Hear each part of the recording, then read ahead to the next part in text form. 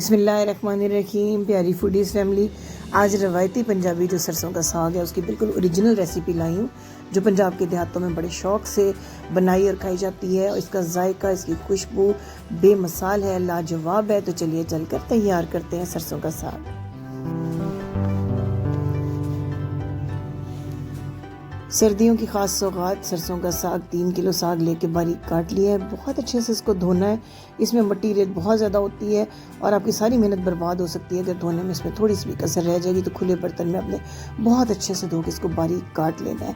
अब इसके साथ शामिल करनी है 2 किलो पालक। इसको भी बहुत अच्छा वॉश करना है, अपने खुले बर्तन में वॉश करना है, बारीक काट लेना है। साथ मैंने लिए हैं 1 किलो बाथू के पत्ते, बाथू या बाथुआ इलाकों में इसको बोलते हैं। साथ ही 1 पाव हरी मिर्चें जिनकी डंडियाँ उतार के धो लिया है। इनको मैं बारीक ग्राइंड कर लूँगी मिर्चों को।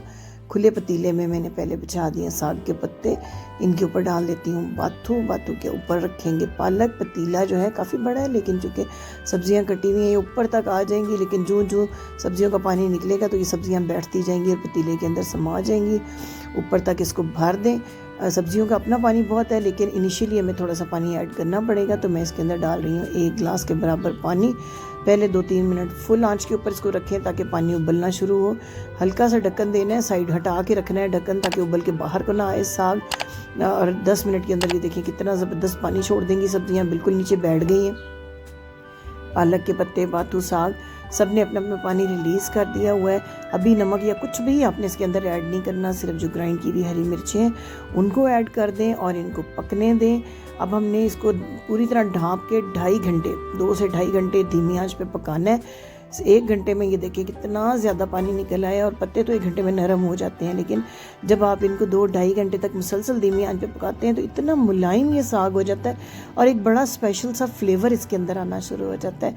अब जनाब जब बिल्कुल मामूली पानी रह गया तो मैंने ठंडा कर लिया साग को चूल्हा बंद करके, ताकि इसको ग्राइंड किया जा सके। ब्लेंडर में मैं इसको ग्राइंड कर रही हूँ। दाल घोटना जो होता है लकड़ी का, उससे भी आप इसको घोट सकते हैं। बहुत मेहनत लगती है ब्लेंडर में, लेकिन आपने 5-7 सेकंड से ज़्यादा बिल्कुल नहीं चलाना, जस्ट 5 सेकंड, ताकि ये घुली हुई मेहंदी की तरह बारीक ना हो जाए, वरना इसका फ्लेवर और टेक्सचर बिल्कुल बर्बाद हो जाएगा। थोड़ा थोड़ा साग का पानी डालें और ऐसे बिल्कुल 5 सेकंड तक जस्ट आपने चलाना है। मैं आपको दिखाती हूँ, ये देखिए इस तरह थिक टेक्सचर इसका होना चाहिए, बिल्कुल बारीक नहीं आपने करना। इसी तरह छोटे छोटे बैचेस में 4-5 बैचेस में मैंने ये सारा साग देख सकते हैं आप। अभी इसके अंदर चूँकि थोड़ा थोड़ा पानी मौजूद है, इस पानी को मुकम्मल तौर पे हमने ड्राई करना है। उसके बाद मैं आपको बताऊंगी कि इसका स्पेशल तड़का कैसे आपने तैयार करना है, जिससे इसका असल जायका आपको मिले, इधर उधर के मसालों का जायका ना मिले, बल्कि स्पेशल साग का जो फ्लेवर है वो आपको मिले। ये देखिए मैं इसका पानी खुश्क कर रही हूँ। अभी इसके अंदर पानी मौजूद है। जो जब ये गर्म होता है साग तो इसमें बुलबुले से आने शुरू हो जाएंगे, और वो बुलबुले ही इस बात की इंडिकेशन होते हैं कि इसके अंदर पानी मौजूद है या नहीं। अब जी 1 टीस्पून भरकर नमक मैंने ऐड किया है इसके अंदर। और पालक जो है उसमें भी काफ़ी नमक होता है, मतलब उसमें नेचुरली नमक पाया जाता है, तो इसलिए नमक ज़रा अपनी एहतियात से अपने टेस्ट को ध्यान में रख के डालना है। और इसके अंदर कोई सुर्ख मिर्च हम इस्तेमाल नहीं करेंगे, सिर्फ हरी मिर्च और नमक से ही हमने इसका फ्लेवर लेना है, ताकि जो असल साग का जायका है उससे हम लुत्फ़अंदोज़ हो सकें। ये देखिए अभी मैं इसका पानी, इसमें भाप जितनी बन रही है और ये बुलबुले भी आपको नज़र आ रहे हैं, इसका मतलब इसमें भी पानी मौजूद है। कुछ लोग इसमें मकई का आटा या गेहूं का आटा वगैरह ऐड कर देते हैं इसको गाढ़ा करने के लिए, लेकिन मेरा ख्याल है कि ये साग के साथ बड़ी ज़्यादती है, उसके फ्लेवर के साथ बड़ी ज़्यादती है। और अनाज को इसके अंदर मिक्स करना जो है वो इसके फ्लेवर को ख़राब करता है। तो मैं ऐसा कुछ भी नहीं करती हूँ। इस स्टेज पे आपने पास खड़े रहना है, चम्मच चलाते रहना है और बिल्कुल ड्राई कर लेना है। अब जी देसी घी ऐड कर दिया मैंने एक पैन में। थोड़े से साग को मैं सिर्फ तड़का लगा रही हूँ, बाकी सारा जो साग है वो तो हम मिल बांट के खाएंगे, क्योंकि साग और कड़ी पकौड़ा अकेले खाने का कोई मज़ा नहीं है। अब मैंने इसके अंदर सिर्फ डाला है 1 टेबल स्पून यानी 4-5 जवे लहसुन के बारीक काट के, छोटा सा पीस अदरक का, उसको बिल्कुल बारीक बारीक कशें काट ली हैं। सिर्फ 1 मिनट तक देसी घी में इसको फ्राई करना है, ब्राउन ज़्यादा नहीं होने देना, उससे इसका फ्लेवर ख़राब होगा।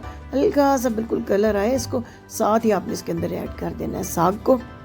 साग मैंने जैसे आपको बताया कि मैं सिर्फ तीसरा चौथा हिस्सा इसका जो है उसी को तड़का लगाऊंगी।